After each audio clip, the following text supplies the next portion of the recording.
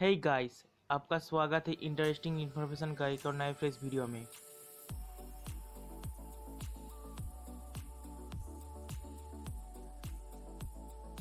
हमारा यूनिवर्स जो लाखों करोड़ों गैलेक्सियों से बना है, उनमें से एक है हमारा गैलेक्सी मिल्की वे गैलेक्सी।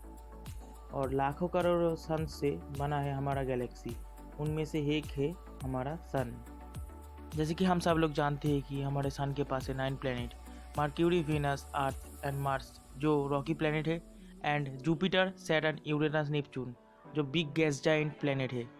इसके बाद जो रहता है वो है प्लूटो। प्लूटो एक छोटा सा प्लेनेट है जिसे हम डॉर्फ प्लेनेट भी कहते हैं। हाल ही में ये ग्रह कभी चर्चे के विषय पे रही है, लेकिन प्राचीन इंडियन जियोग्राफर्स अपने मैन्युस्क्रिप्ट या हस्तलिपि पे इस ग्रह के बारे में पहले से ही लिख चुका है। 1929 में क्लाइव टम्ब ने यूरेनस और नेपच्यून के पार एक ग्रेविटेशनल हलचल लक्ष्य किया था। फिर उन्होंने एक फ़ोटो लेकर माइक्रोस्कोपिक लेंस के अंदर डाला, फिर देखा एक नया प्लेनेट। फिर प्लूटो एक नया प्लेनेट बन के उभर आया। पहले प्लूटो को प्लैनेट्स की कैटेगरी में डाल दिया गया था, लेकिन बाद में पता चला प्लूटो बहुत ही छोटा है, इसलिए उसे क्षुद्र ग्रह या डॉर्फ प्लैनेट्स की कैटेगरी में डाल दिया गया है। सूरज से इस प्लेनेट का जो एवरेज डिस्टेंस है वो है 39.5 एस्ट्रोनॉमिकल यूनिट। इस दूरी से आप समझ सकते हो कि प्लूटो हमारे सूर्य से कितने दूर है। इतनी दूर रहने के लिए प्लूटो को बहुत कम धूप मिलती है। पृथ्वी में रहकर अगर कोई इंसान अपने आँखों के ऊपर 115 चश्मे पहनते हैं तो उसको जितने यूनिट लाइट्स दिखाई देती है, प्लूटो में सूरज के ठीक उतनी यूनिट सी लाइट पहुँचती है। अब हम आते हैं प्लूटो के एवरेज टेम्परेचर के ऊपर।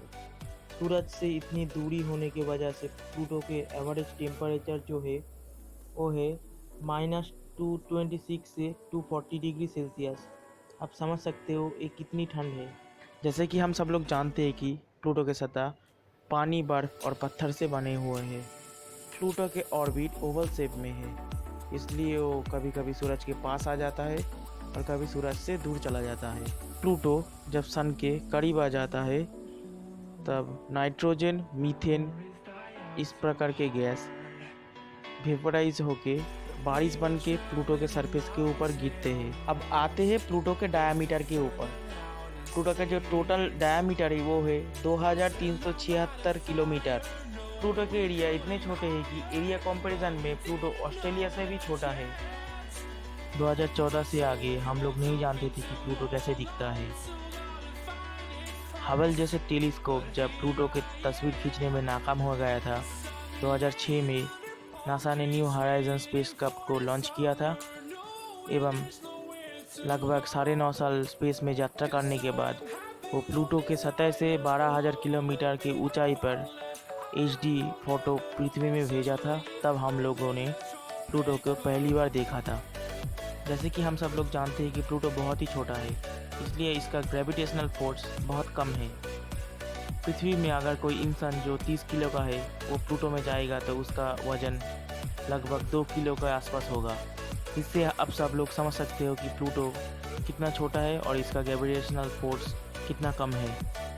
प्लूटो लगभग सूरज से 39.5 एस्ट्रोनॉमिक यूनिट की दूरी पे 17,096 घंटे की पर आवर स्पीड से सूरज के प्रदक्षिण करते हैं, लेकिन इस स्पीड से भी प्लूटो को सूरज के एक चक्कर लगाने में लगभग 248 ईयर्स लग जाता है। तो आप समझ सकते हो कि प्लूटो के ऑर्बिट कितना बड़ा है।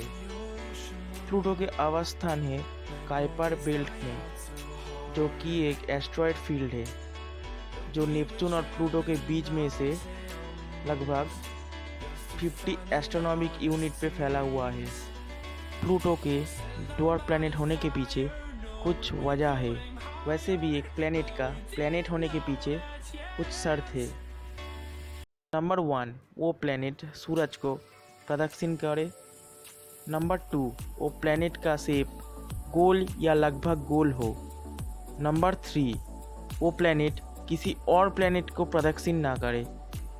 इन तीनों चीज़ों में प्लूटो पास हो गया था, लेकिन चौथा शर्त ये है कि किसी प्लैनेट के ऑर्बिट में कोई स्मॉल थिंग ना आए। इसी बात में प्लूटो फेल हो गया था। इसीलिए 2006 साल में प्लूटो को ड्वार्फ प्लैनेट के कैटेगरी में डाल दिया गया था। प्लूटो के प्राकृतिक 5 उपग्रह हैं: Charon, Styx, Nix, Kerberos and hydra.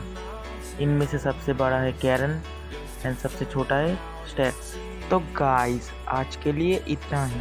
अगर वीडियो पसंद आए तो लाइक या सब्सक्राइब कर देना एंड बेल नोटिफिकेशन को ऑल पे सेट कर देना।